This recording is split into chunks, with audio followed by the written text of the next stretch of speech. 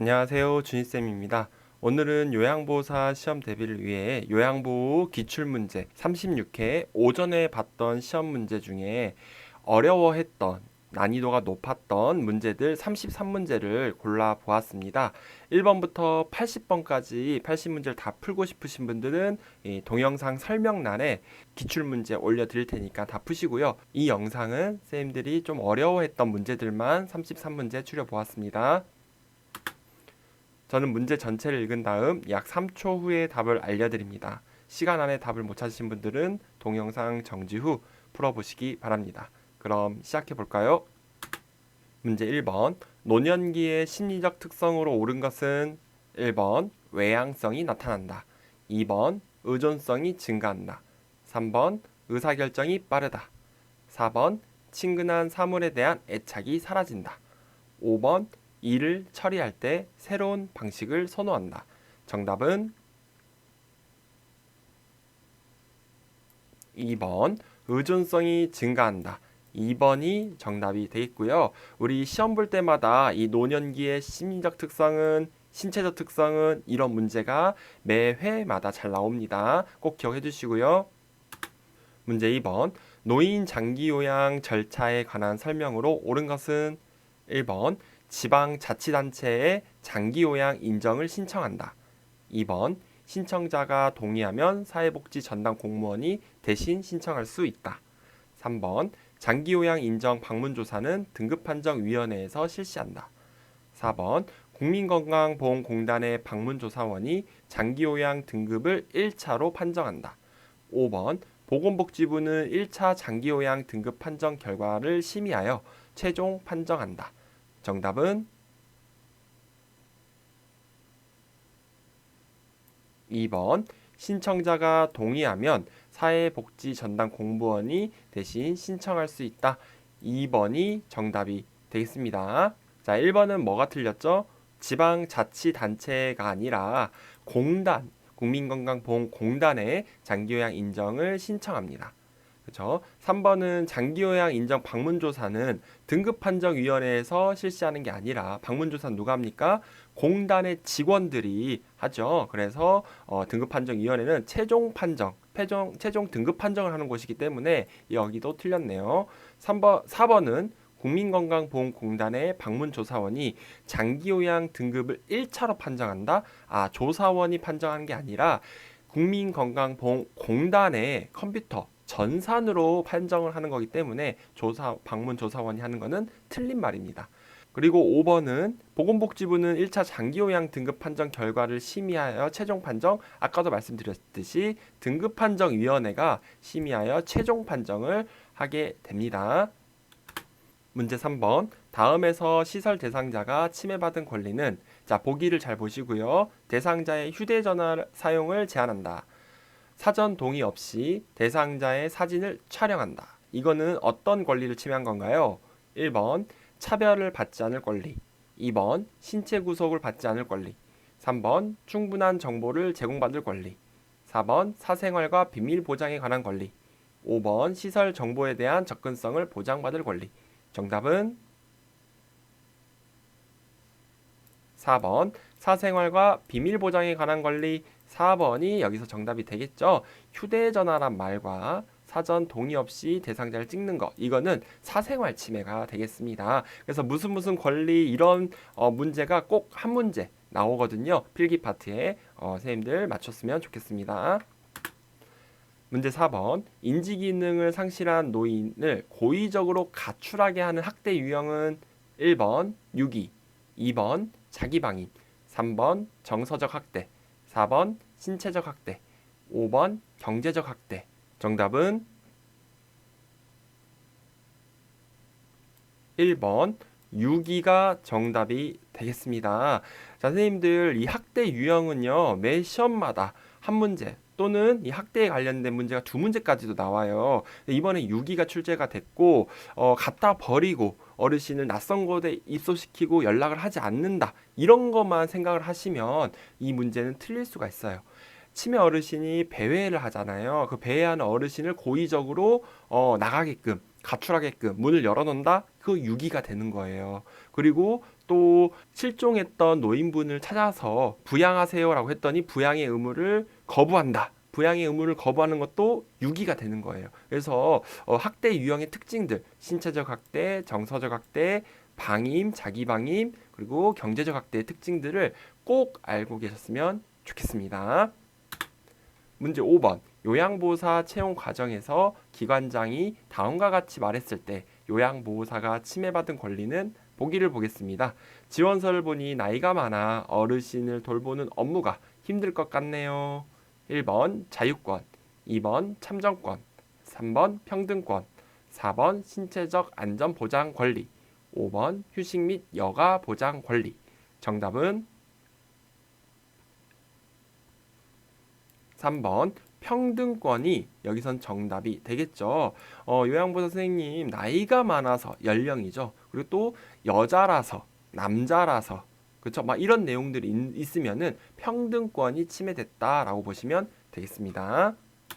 문제 6번. 다음 상황에서 직업 윤리를 준수한 요양보호사의 태도는 자, 보기를 잘 읽어보면요. 서비스 제공 중 전화 통화 내용을 우연히 듣게 된 요양보호사는 대상자의 사업 부도 사실을 알게 되었다. 이때 요양보호사는 어떤 태도를 가져야 되냐? 1번 대상자를 공감하며 위로한다. 2번 다른 대상자에게 이야기한다. 3번 동료 요양보호사에게 전달한다. 4번 대상자에게 부도 사유를 묻는다. 5번 비밀로 유지하고 내색하지 않는다. 정답은 5번 비밀로 유지하고 내색하지 않는다. 5번이 정답이 되겠습니다.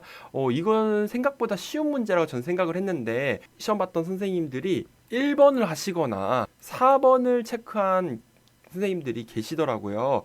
선생님들 이렇게 우연히 알게 된 이 가정사, 개인사는 우리가 내색을 하면 안 됩니다. 모른 척 하시고 비밀로 유지하라는 거죠. 비밀 유지. 그렇죠? 그래서 5번이 정답이고요. 이걸 가서 물어보거나 공감하는 것은 대상자가 민망할 수 있기 때문에 좀 주의를 하셔야 된다라고 보시면 되겠네요. 문제 7번. 요양보호사에게 나타날 수 있는 수근관 증후군에 관한 설명으로 옳은 것은 1번 밤에 통증이 완화된다. 2번 손목을 굴곡시키면 통증이 감소된다. 3번 손목에서 팔꿈치까지 강직이 나타난다. 4번 손을 털면 저림과 통증이 완화될 수 있다. 5번 새끼손가락과 연결된 손바닥 감각이 둔해진다. 정답은 4번 손을 털면 저림과 통증이 완화될 수 있다. 4번이 수근관 증후군에 관한 설명으로 옳은 것이 되겠습니다. 자, 수근관 증후군 시험 문제 이것도 잘 나오니까 우리 교재 꼭 보시면서 공부를 해보시기 바랍니다. 문제 8번. 감염 발생 가능성이 높은 요양보호사의 행위는 1번 손톱을 둥글고 짧게 자른다. 2번 정기적으로 건강검진을 받는다. 3번 목욕 후 피부에 보습제를 바른다. 4번 비닐장갑을 끼고 흡인병을 비운다. 5번 손으로 입과 코를 가리고 기침한다. 정답은 5번 손으로 입과 코를 가리고 기침한다. 5번이 정답이 되겠습니다. 이 문제도 정말 어떻게 보면 난이도가 쉽으면 쉽다고 할 수가 있겠어요. 그런데 문제를 잘못 읽어서 이게 오답률이 정말 높습니다. 감염 발생 가능성이 높은 거예요. 그렇죠? 1번, 2번, 3번, 4번은 감염을 예방하거나 아주 적절하게 행동을 하고 있는 거고 손으로 입과 코를 가리면 안 된다 그랬죠. 손수건, 화장지 이런 걸로 가리되 없으면은 소매를 이용해서 입과 코를 가려라. 손으로 하면 안 된다 라고 했기 때문에 5번은 감염 발생 가능성이 높은 행위가 되겠습니다. 다음 넘어갈게요. 문제 9번. 노화로 간 기능이 변화되어 나타날 수 있는 결과는 1번 당내성 증가, 2번 타액 분비 증가, 3번 칼슘 흡수 증가, 4번 위산 분비 저하, 5번 약물 대사 능력 저하. 정답은 5번 약물 대사 능력 저하가 노화로 간 기능이 변화되어 나타날 수 있는 결과가 되겠습니다. 5번 골라주셔야 되는데 많은 선생님들이 4번을 고르신 분들이 있더라고요. 위액 분비 저하, 위산 분비 저하가 그 소화기계의 노화에 따른 변화에 나타난다라고 책에 나와 있죠. 그래서 4번을 고르신 분들이 많은데 여기서는 간 기능이 어떻게 변화가 되냐라고 딱 제한을 뒀기 때문에 간과 관련돼 있는 거는 약물 대사 능력이 저하된다. 그렇죠? 그래서 5번을 골라 주셔야 되겠습니다. 다음 넘어갈게요. 문제 10번. 항결핵제 복용 방법에 관한 설명으로 옳은 것은 1번 2주 동안 복용한다. 2번 증상이 없으면 복용량을 줄인다. 3번 약물 복용이 끝날 때까지 격리한다. 4번 주기적으로 간 기능 검사를 하면서 복용한다. 5번 항결핵제 중 한 가지 약물을 복용하는 것이 원칙이다. 정답은 4번 주기적으로 간 기능 검사를 하면서 복용한다. 4번이 정답이 되겠습니다. 자, 우리 1번 2주 동안이 아니에요. 이 항결핵제는요. 최소 6개월에서 1년은 복용 꾸준히 하셔야 돼요. 그래서 2주 틀렸죠. 오히려 2주 동안 기침을 한다가 특징이죠. 2번 증상이 없으면 복용량을 줄이면 안 됩니다. 3번 약물 복용이 끝날 때까지 격리한다. 약물 복용은 이렇게 길게 하는데 이 격리는 보통 급성기 때 해요. 그래서 1주에서 2주 정도 격리하시고 그 다음 퇴원 이제 하시면 되겠습니다. 그래서 격리한다는 틀렸고요. 5번 항결핵제 중 한 가지 약물, 여러 가지 약물을 쓴다 그랬어요. 그래서 간이 망가질 수 있기 때문에 간이 피곤할 수 있기 때문에 간 기능 검사를 하세요. 약물이 세니까. 그렇죠. 그래서 4번이 정답이 되겠습니다. 문제 11번. 노화에 따른 근골격계 변화는 1번 인대 탄력성 감소, 2번 허리의 피하지방 감소, 3번 뼈의 질량 증가, 4번 다리의 지방 증가, 5번 근육의 긴장도 증가.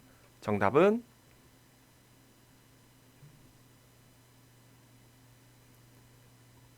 1번 인대 탄력성 감소. 1번이 정답이 되겠습니다. 노화에 따른 근골격계 변화, 이거 시험 문제 잘 나오니까 꼭 기억을 해주시고요. 문제 12번. 전립선 비대증의 증상에 해당하는 것은 1번 소변 줄기가 굵어진다. 2번 배뇨 횟수가 감소한다. 3번 배뇨 후 잔뇨감이 없다. 4번 힘을 주어야 소변이 나온다. 5번 소변이 마려운 느낌이 없다. 정답은 4번 힘을 주어야 소변이 나온다. 4번 전립선 비대증의 증상. 4번이 정답이 되겠습니다. 문제 13번. 노화로 나타날 수 있는 내분비계 변화는 1번 공복 혈당이 감소한다. 2번 인슐린에 대한 민감성이 감소한다. 3번 기초 대사율이 증가한다. 4번 포도당 대사 능력이 증가한다. 5번 갑상선 호르몬 분비가 증가한다. 정답은 2번 인슐린에 대한 민감성이 감소한다. 2번이 정답이 되겠습니다. 자, 1번 공복 혈당이 증가하겠죠. 혈당이 올라가죠. 아무것도 안 먹었는데. 그래서 노인성 당뇨가 생기고. 3번 기초대사율이 감소한다 해야겠고, 4번 포도당 대사 능력이 감소한다 해야겠죠. 5번 갑상선 호르몬 분비가 약간 감소한다 라고 해야 됩니다. 문제 14번. 초기 단계의 경증 치매에서 나타나는 특징적인 증상은 1번 환각, 2번 대소변 실금, 3번 단기 기억력 저하, 4번 신체 활동 제한, 5번 의사소통 불가능. 정답은 3번 단기 기억력 저하. 3번이 정답이 되겠습니다. 자, 선생님들 이 초기, 중기, 말기, 중증이죠. 그 치매 증상 꼭 기억을 해주시면 되겠습니다. 자, 환각, 정신증 이런 거는 언제 나타나죠? 중기에 나타납니다. 중기. 그리고 2번 대소변 실금은 말기에 나타나요. 그리고 대변을 만진다 이런 말도 나오죠. 4번 신체 활동 제한. 신체를 이제 많이 못 움직이면서 누워있게 되죠. 와상 상태. 그래서 뭐가 생깁니까? 욕창이 생긴다. 이런 것도 역시 치매 말기에 나타나요. 의사소통 불가능이네요. 불가능이라는 것도 역시 말기. 근데 엉뚱한 대답을 하고 조금 제한이 된다라고 이런 말 나오면은 중기예요.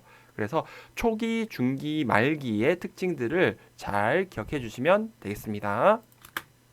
문제 15번. 파킨슨 병에 관한 설명으로 옳은 것은 1번 뇌혈관이 좁아져서 발생한다.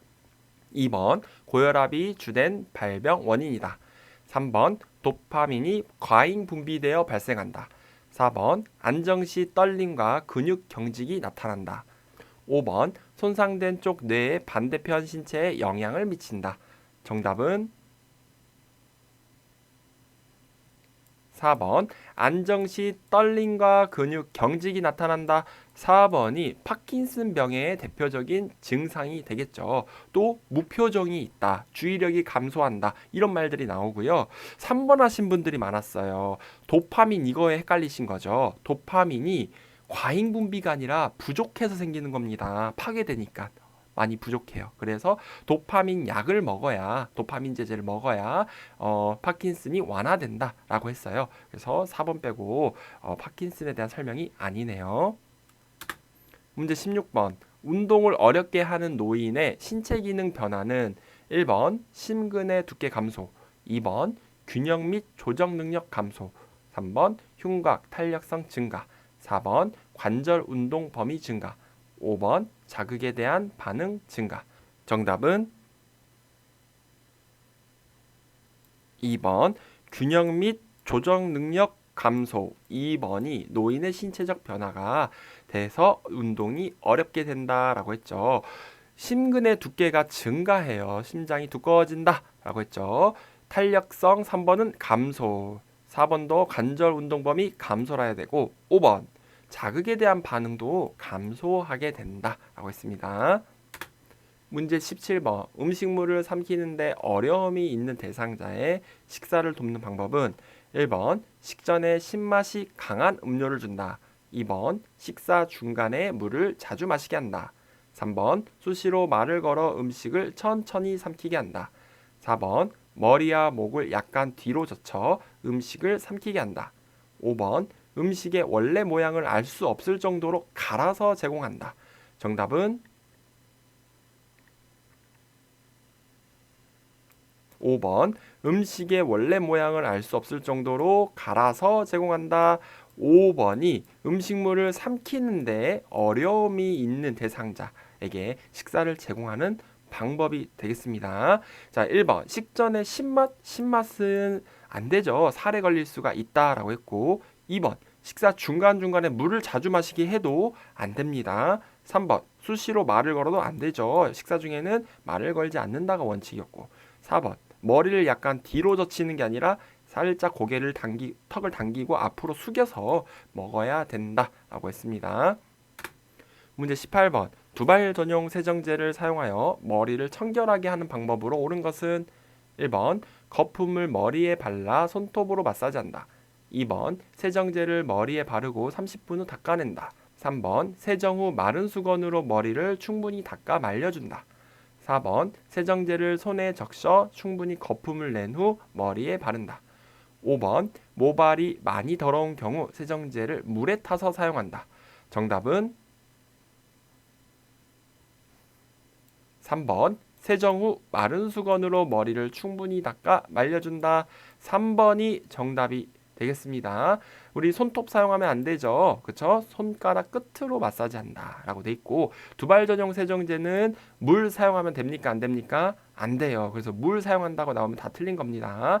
2번은 세정제 머리에 바르고 30분 후 아니죠. 거품을 바로 제거하시면 되고 자 그리고 어떤 분들은 4번을 좀 하셨더라고요. 세정제를 손에 이렇게 덜어서 적신 다음에 거품을 내서 머리에 발라도 되는 거 아니냐라고 하는데 책에는 이 세정제를 바로 머리 두 발에 바르라고 돼 있어요. 그래서 손에 덜어서 적셔서 하는 거는 안 됩니다.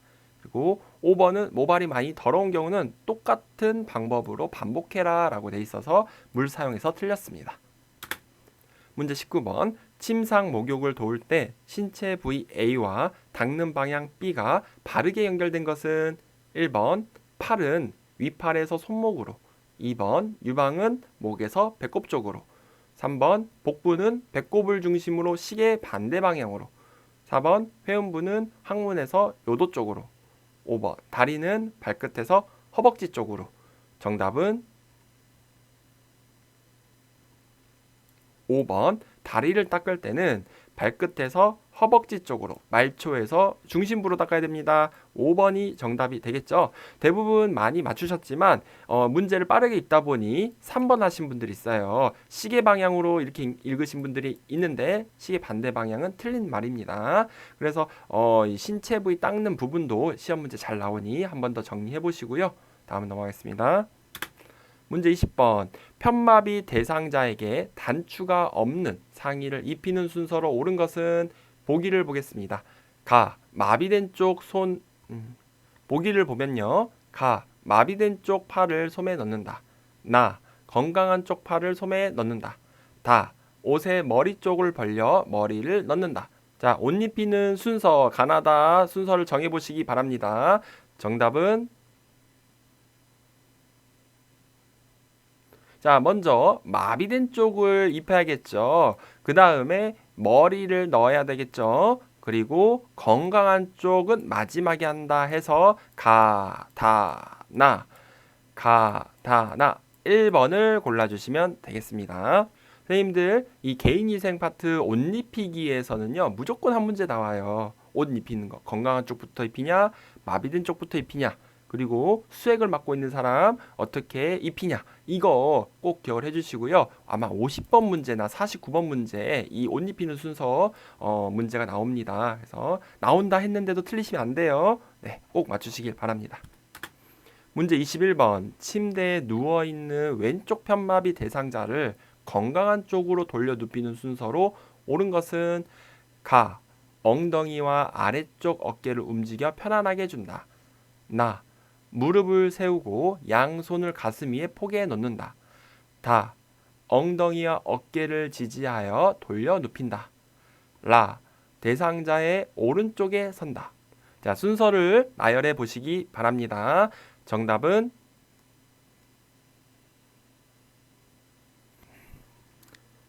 먼저 대상자의 오른쪽에 선다, 돌리고자 하는 쪽으로 선다라고 했죠. 그래서 오른쪽에 선다가 첫 번째가 되겠고 그리고 어떻게 합니까? 무릎을 세우고 양손을 가슴 위에 포개 놓는다 그러겠죠. 그래서 가지런하게 놓는 거 두 번째. 자, 그 다음 세 번째는 엉덩이와 어깨를 지지하여 돌려 눕혀야겠죠. 그 다음 마지막이 편안한지 편안하게 해준다 편안한지 물어본다 이런 것들이 마지막에 되겠습니다. 그래서 라, 나, 자 골라볼까요? 나, 다가 5번이 정답이 되겠습니다. 문제 22번 반자이를 하고 있는 대상자가 미끄러져 내려가지 않고 편안하도록 하는 방법은 1번 발바닥에 베개를 대어준다. 2번 다리 쪽 침대를 살짝 높여준다. 3번 목과 어깨 밑에 베개를 받쳐준다. 4번 머리 쪽 침대를 더 높게 올려준다. 5번 등 뒤에 베개를 A자 형태로 받쳐준다. 정답은 2번 다리 쪽 침대를 살짝 높여준다. 2번이 정답이 되겠습니다. 이 문제 맞히신 분들도 많지만 틀리신 분들은 5번을 하신 분들이 많더라고요. 반자이 자세 등에 베개 A자 형태로 받쳐주는 거 맞지 않냐고 하는데 문제를 좀 자세히 보면요. 미끄러져 내려가지 않게 하기 위해서는 이 다리 쪽을 살짝 올려준다. 이게 그래서 2번에 있잖아요. 그래서 정답은 2번이 되고 5번은 자세를 편안하게 하기 위해서 그렇죠. 욕창을 예방하기 위해서 A자 형태로 받쳐준다. 이렇게 설명이 돼야 되겠습니다. 문제 23번 침대에 걸터 앉아 있는 오른쪽 편마비 대상자를 휠체어로 이동시키는 순서로 옳은 것은 가나다라 볼까요? 가. 대상자를 휠체어에 옮겨 깊숙이 앉힌다. 나. 휠체어 발 받침대를 펴서 발을 올려준다. 다. 대상자의 왼손으로 휠체어 팔걸이를 잡게 한다. 라. 휠체어를 대상자의 침대 왼쪽에 30도에서 45도 각도가 되게 놓는다. 자, 가나다라 순서 한번 여기서 나열해 보시고요. 정답 골라주시기 바랍니다. 정답은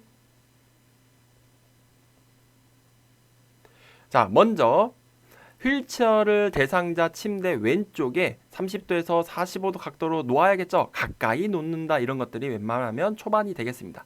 라가 1번이에요. 그러면은 4번 아니면 5번이 정답이 되겠네요. 자, 그 다음에 나가 먼저냐 다가 먼저냐에 따라서 정답이 확정이 되겠습니다. 나부터 볼까요?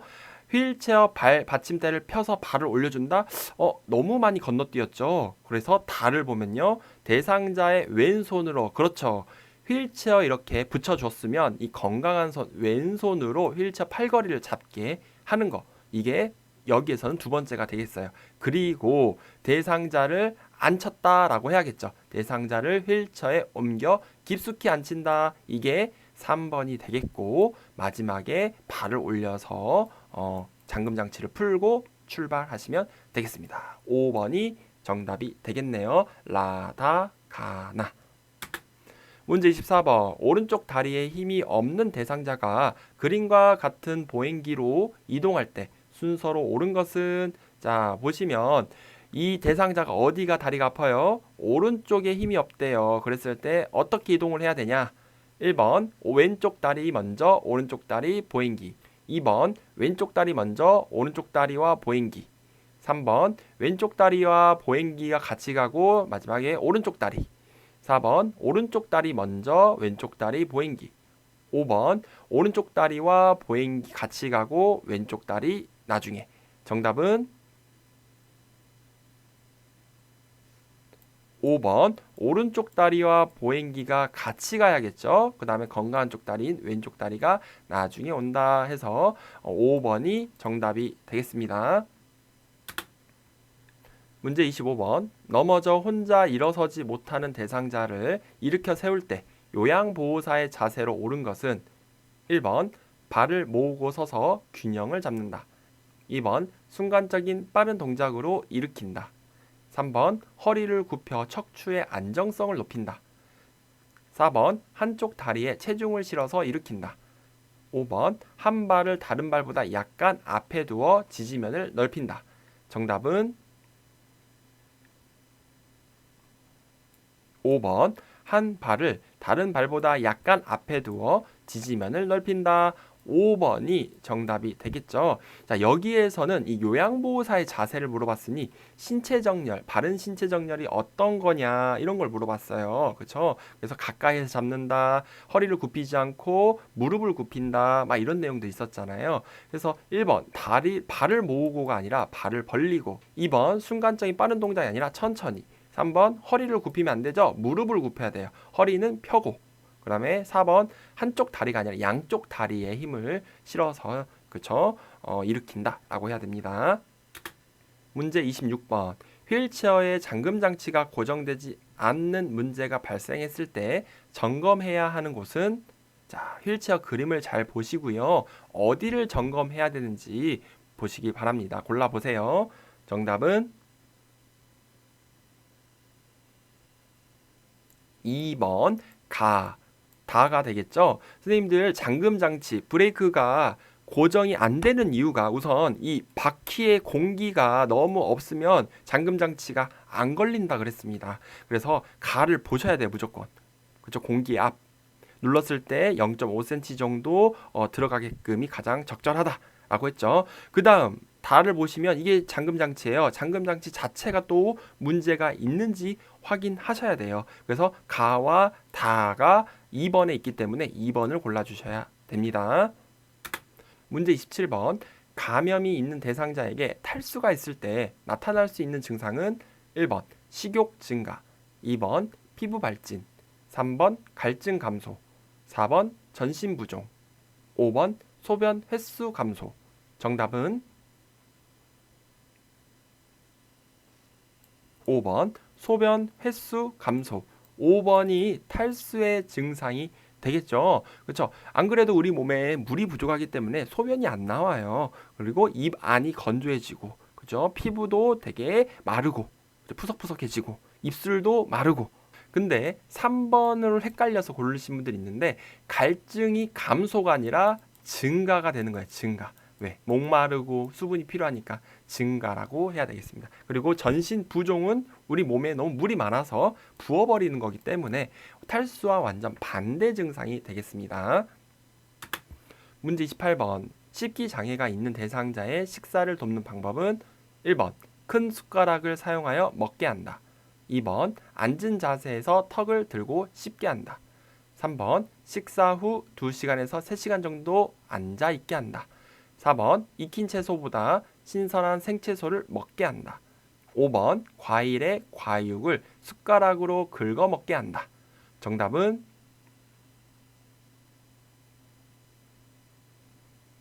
5번 과일의 과육을 숟가락으로 긁어 먹게 한다. 5번이 정답이 되겠습니다. 자, 선생님들 이 씹기 장애가 있는 대상자들이 자주 사용하는 게 바로 숟가락으로 긁어 먹거나 떠먹거나 이런 거 표현이 많이 나와요. 그래서 이 부분은 잘 기억을 해주시면 좋을 것 같습니다.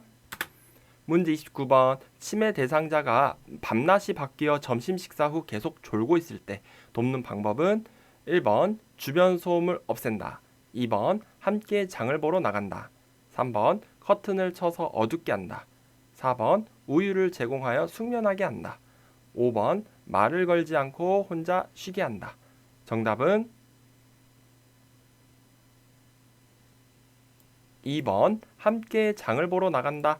2번이 정답이 되겠습니다. 5번을 하신 분들이나 4번을 하신 분들이 있어요. 이렇게 졸고 계신다고 해서 오히려 편하게 숙면을 자게 한다, 이렇게 도와드린다 라고 생각하시는데 밤에 잠을 또 못 주무십니다. 그래서 낮에 졸고 계신 분들은 깨우는 게 정답이에요. 그래서 밖으로 나간다, 산책을 한다, 운동을 한다, 단순한 일거리를 제공한다, 말을 건다, 이런 것들이 정답으로 잘 나오니 확인해 주시기 바랍니다. 문제 30번. 프로그램에 참여 중이던 치매 대상자가 책상을 흔들며 고함을 지를 때 대처 방법은 1번 온화한 태도로 진정시킨다. 2번 책상을 다른 곳으로 신속하게 옮긴다. 3번 스스로 화가 풀릴 때까지 그대로 둔다. 4번 손을 제지하여 책상을 흔들지 못하게 한다. 5번 프로그램 진행 중이니 조용히 하라고 말한다. 정답은 1번 온화한 태도로 진정시킨다. 1번이 정답이 되겠습니다. 문제 31번. 난청이 있는 대상자와 의사소통하는 방법으로 옳은 것은 1번 사물을 직접 만져보게 한다. 2번 입을 작게 벌려 천천히 말한다. 3번 목소리를 높여 고음으로 말한다.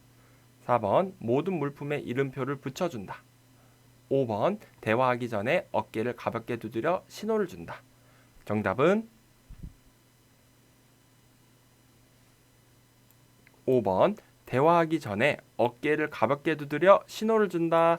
5번이 난청, 청각 장애가 있는 사람과 의사소통하는 방법으로 옳은 것이 되겠습니다. 다음 넘어갈게요. 문제 32번. 알아듣기는 하나 말로 표현하기 어려워하는 대상자와 의사소통하는 방법으로 옳은 것은 1번 질문에 빨리 답하게 한다.